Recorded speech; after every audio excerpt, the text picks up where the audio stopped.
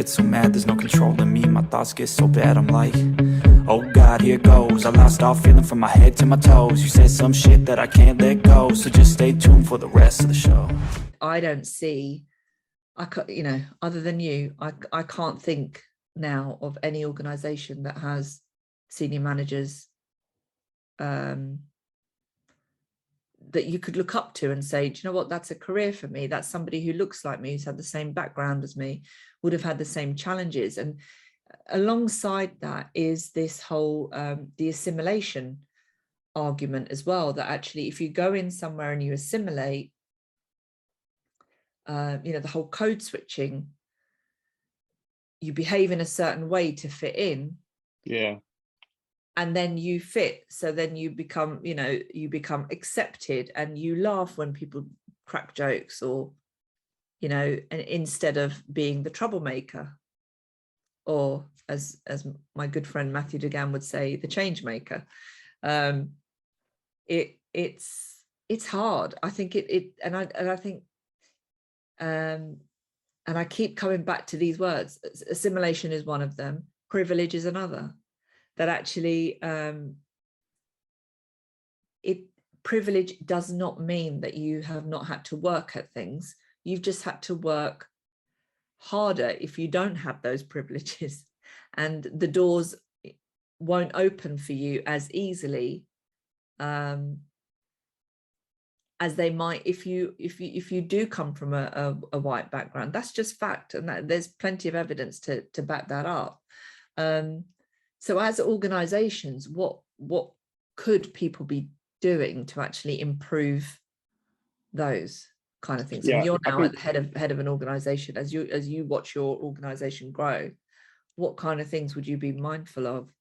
Yeah, so for the big organizations, I feel like I'm just hitting hard at the big organizations, and as a whole, like, we know it's a predominantly white male industry, the AV industry. Coming back to what I said before, I think we need a culture change, and culture change is said a lot, but like you just said, the whole code switching thing, the amount of times I've been at a customer site or just been in a professional setting and I feel I have to code switch, and the amount of times where I feel to myself, I've got to represent every single Black person here. I've got to show that we are professionals, we're really good at what we do, and you kind of feel that burden on you. But if there was a better understanding of being Black and our culture, then I wouldn't feel like that, and others wouldn't feel like that as well. And it's difficult because we are underrepresented in the industry, and until there's culture changes, until people understand, and until there's a bit more representation, then nothing's going to change, unfortunately. And you're absolutely right. And I think when I think of Black History Month activities that I have seen, not that I've seen any in AV, but just broadly, they're usually driven by Black people and with Black audiences.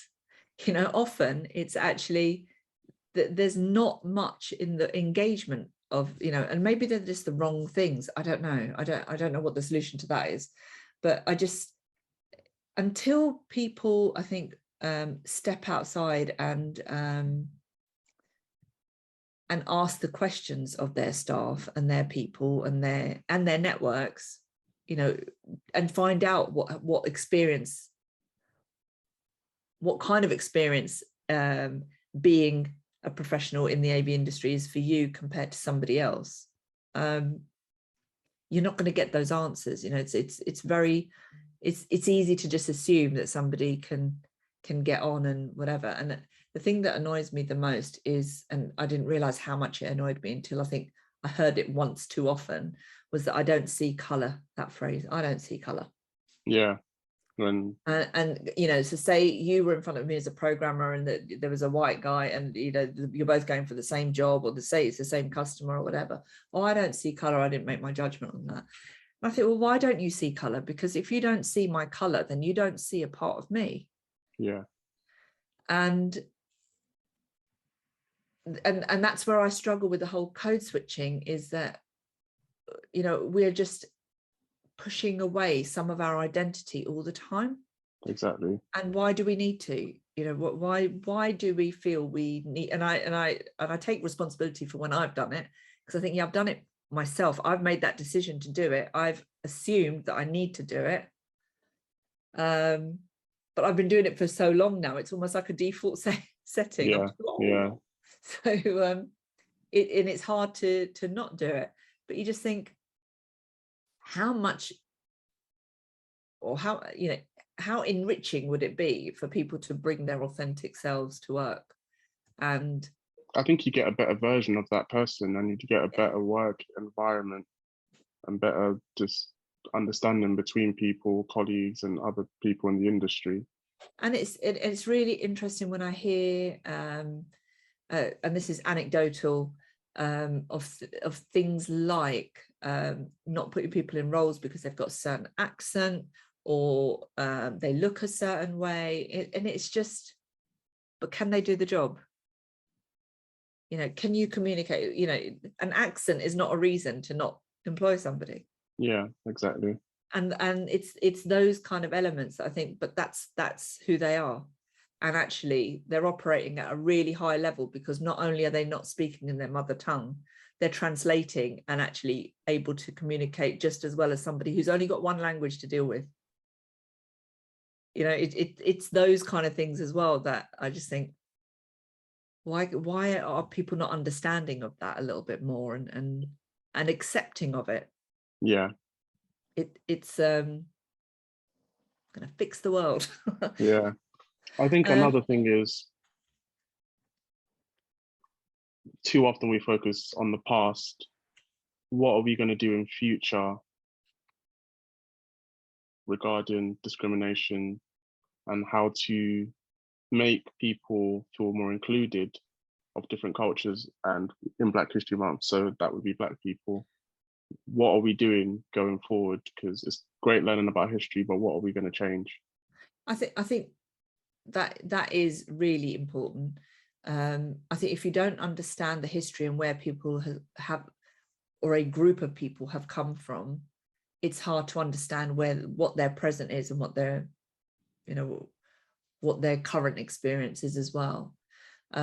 Moving that forward, for me, I've said for a long time, I'd like to see recruitment that's a lot more,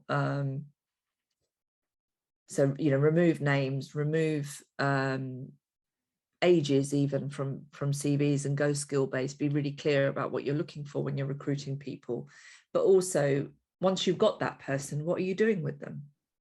Because, well, you know, when you see that somebody, and I've heard somebody say, I'm not even going to bother applying for that promotion because I'm not going to get it. They're going to give it to the white guy. And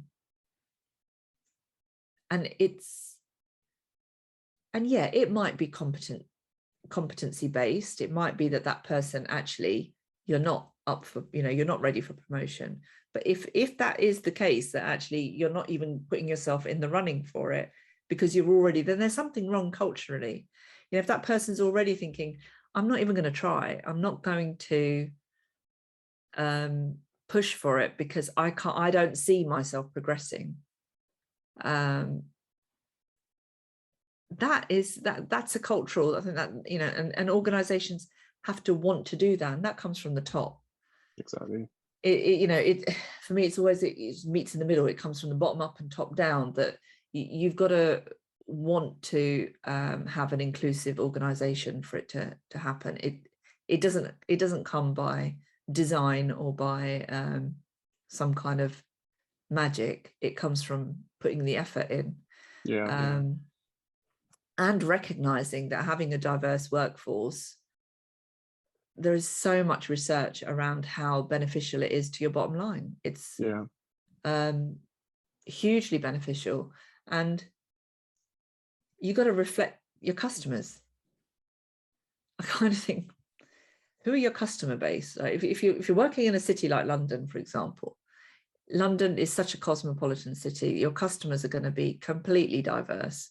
So why wouldn't you want your organization to reflect that? I don't ever slow up, no, I don't take shit. I got no love for the fakeness. If you wanna play tough and wanna hate this, I'll always show up. I don't ever slow up, no I don't take shit.